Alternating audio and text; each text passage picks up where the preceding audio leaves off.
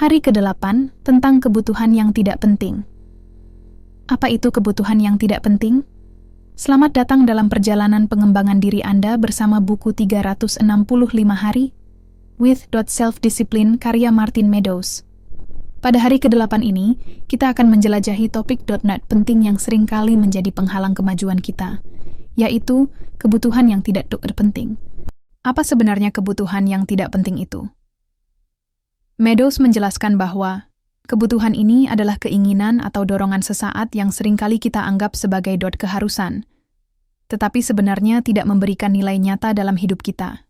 Misalnya, membeli barang hanya karena tren, menghabiskan waktu untuk hiburan berlebihan seperti scrolling media sosial, membelanjakan uang untuk hal-hal yang tidak berkontribusi pada pertumbuhan pribadi atau masa depan kita.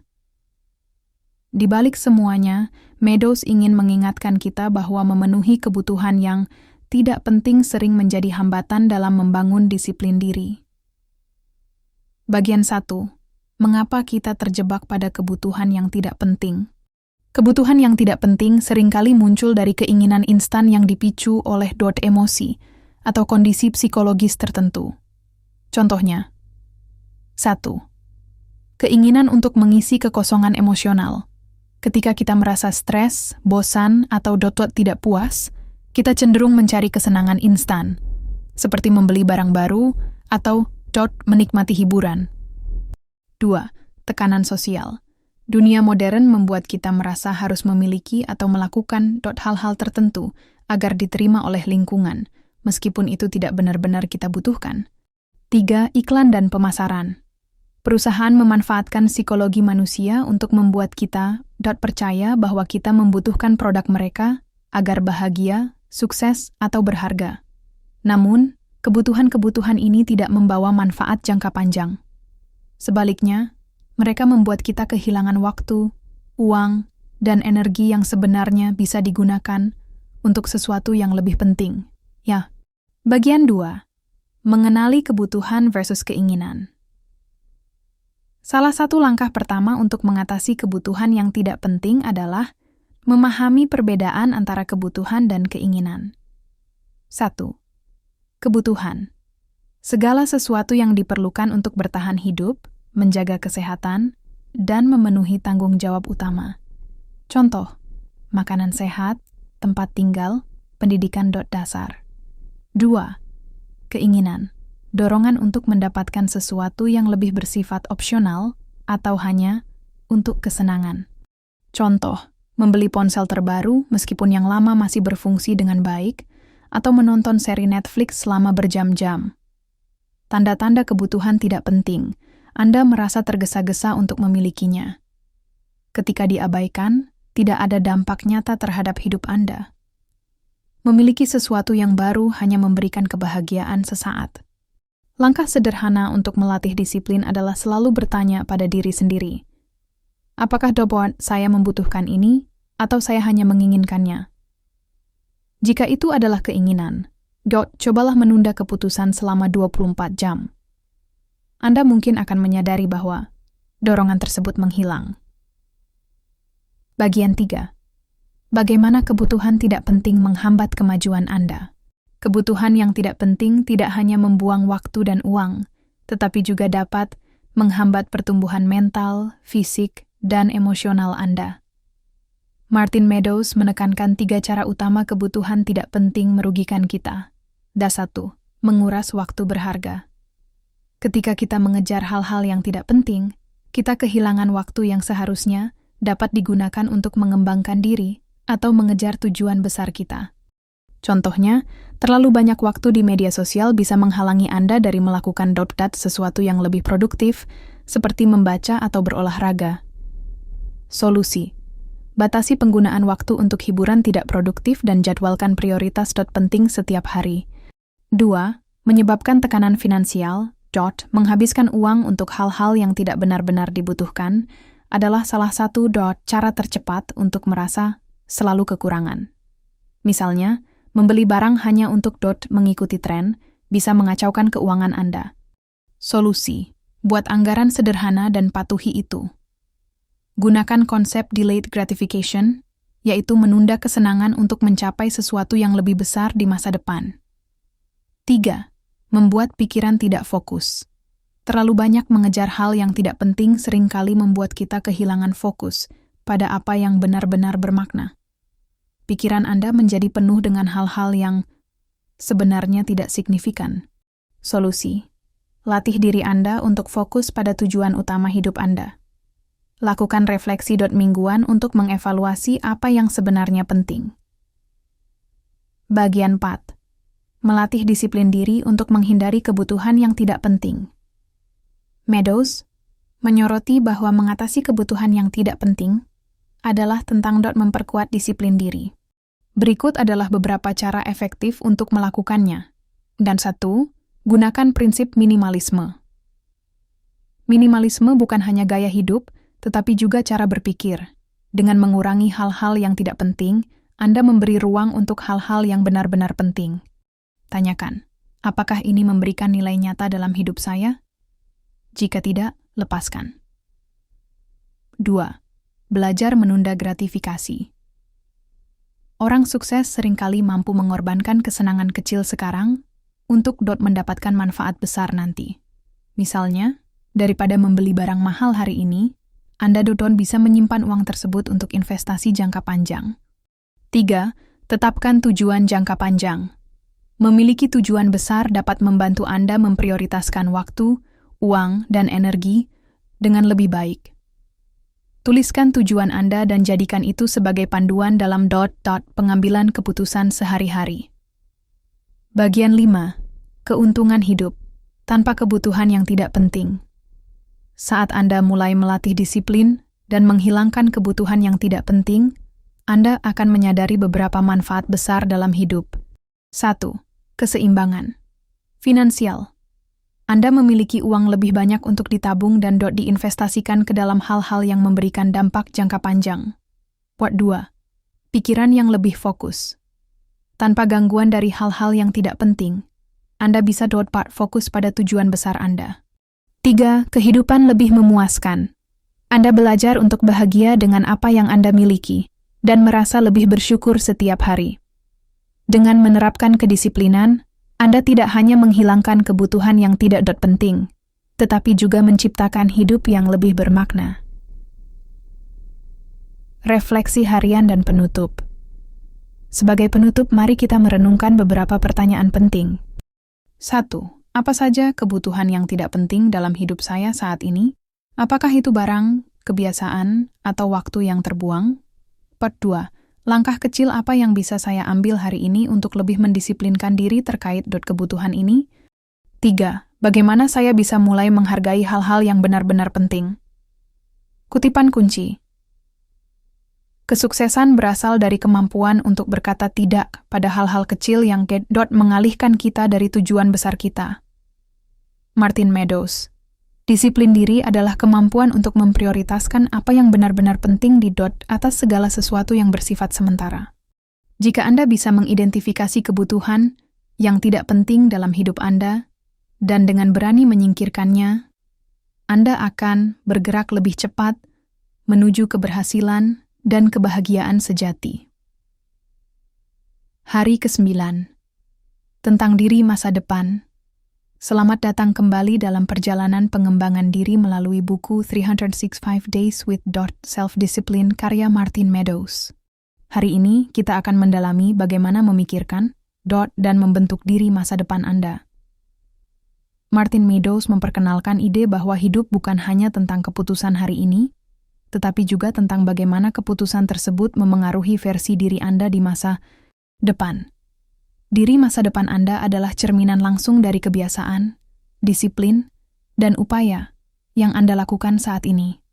Sebagai manusia, kita cenderung memprioritaskan kesenangan jangka pendek tanpa mempertimbangkan dampaknya pada masa depan. Namun, untuk menciptakan versi diri Anda yang lebih baik, lebih bahagia, dan lebih sukses, Anda perlu mulai bertindak hari ini. Seolah-olah Anda adalah seorang penasehat untuk diri Anda di masa depan. Bagian 1. Mengapa diri masa depan itu penting? 1. Hubungan antara keputusan saat ini dan masa depan. Diri masa depan Anda adalah hasil dari tindakan sehari-hari. Jika Anda ingin menjalani dan hidup yang lebih baik, lebih sehat, atau lebih kaya di masa depan, semuanya tergantung pada pilihan Anda hari ini. Meadows menjelaskan bahwa setiap kebiasaan kecil yang Anda lakukan akan menjadi investasi atau utang untuk masa depan Anda. Contoh sederhana, kesehatan. Jika Anda memilih untuk mengabaikan olahraga hari ini, diri masa depan Anda akan membayar harga berupa tubuh yang lemah atau sakit. Keuangan. Jika Anda terus-menerus menghabiskan uang tanpa menabung atau berinvestasi, versi diri Anda di masa depan mungkin akan bergumul dengan masalah finansial. Pengembangan diri. Mengabaikan pembelajaran dan pertumbuhan hari ini berarti diri masa depan Anda akan tetap berada di tempat yang sama atau bahkan lebih buruk. 2.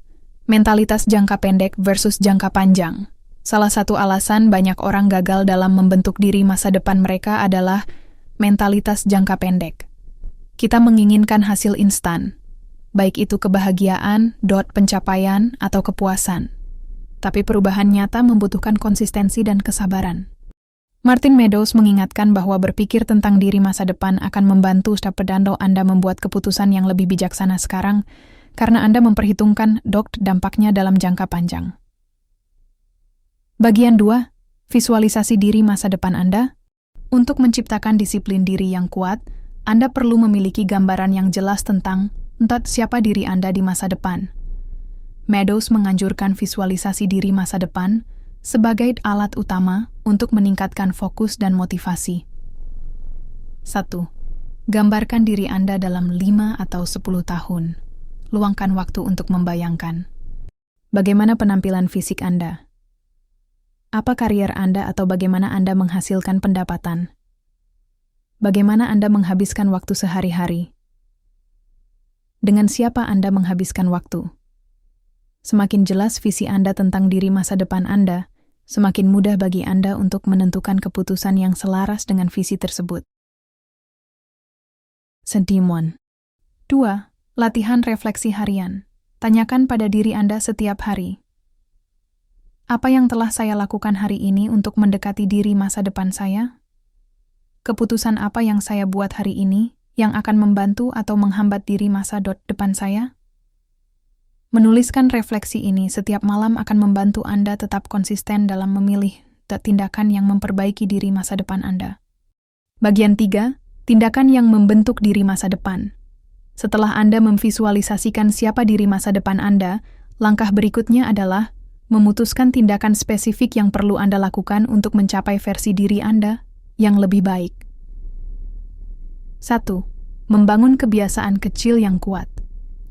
Meadows menekankan pentingnya kebiasaan kecil yang konsisten.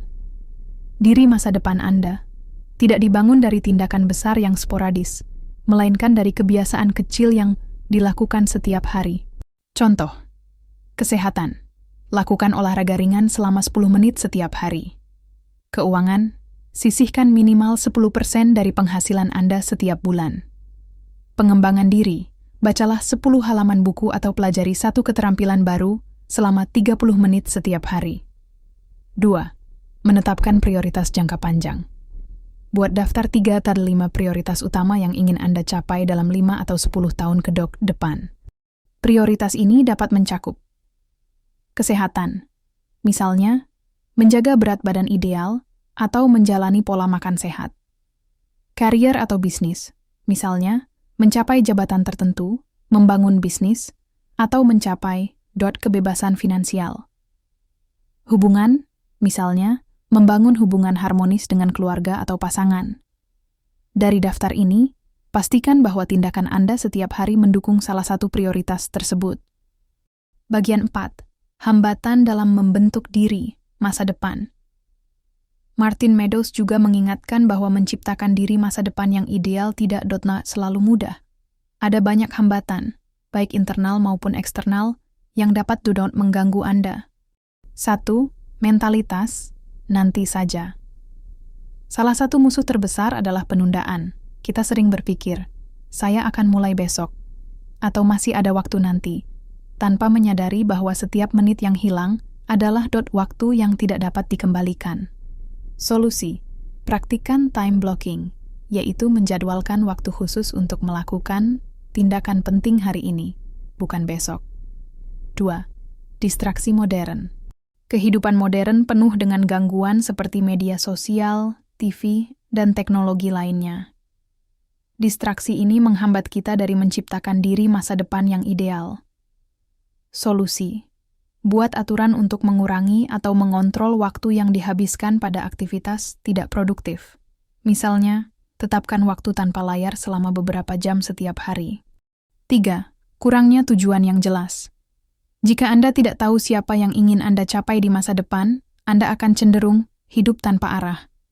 Solusi: tentukan tujuan Anda sekarang, bahkan jika itu hanya tujuan kecil. Kejelasan, menciptakan fokus, dan fokus menciptakan tindakan. Bagian 5. Hidup selaras dengan diri masa depan Anda. Agar dapat benar-benar selaras dengan diri masa depan Anda, tanyakan pada diri Anda beberapa pertanyaan utama setiap kali mengambil keputusan. 1. Apakah keputusan ini membantu atau merugikan masa depan saya? 2. Jika diri saya 5 tahun ke depan melihat saya sekarang, apa yang akan dia katakan? 3. Apakah tindakan ini selaras dengan visi besar hidup saya? Hidup selaras berarti berkomitmen untuk terus membuat keputusan kecil yang mendukung pertumbuhan Anda, bahkan ketika itu sulit atau tidak nyaman. Penutup dan refleksi. Sebagai penutup, mari kita renungkan. 1. Siapa diri Anda di masa depan yang ingin Anda bentuk? 2. Keputusan apa yang bisa Anda buat hari ini untuk mendekati visi tersebut? 3. Bagaimana Anda dapat membangun kebiasaan kecil yang konsisten untuk mendukung tujuan ini? Kutipan kunci. Diri masa depan Anda adalah investasi yang Anda lakukan hari ini. Jangan biarkan keputusan kecil yang salah hari ini menghancurkan impian besar Anda di masa depan. Buat Martin Meadows. Dengan mengingat diri masa depan Anda dalam setiap langkah, Anda sedang membangun fondasi untuk kehidupan yang lebih sukses dan bermakna. Ingatlah bahwa perubahan besar dimulai dengan tindakan kecil yang disiplin. Hari ke-10, membangun cerita Anda. Setiap orang memiliki cerita.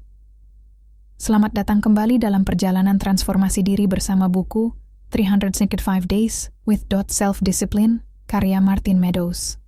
Pada hari ke-10 ini, kita akan berbicara tentang membangun cerita hidup Anda.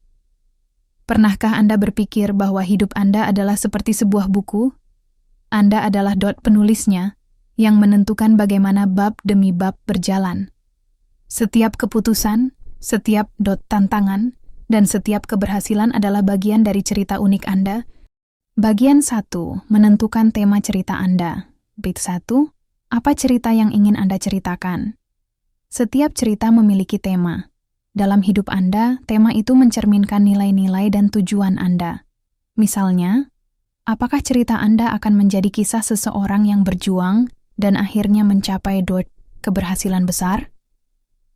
Apakah cerita Anda menunjukkan pengabdian, kepemimpinan, atau pemberian manfaat untuk orang lain?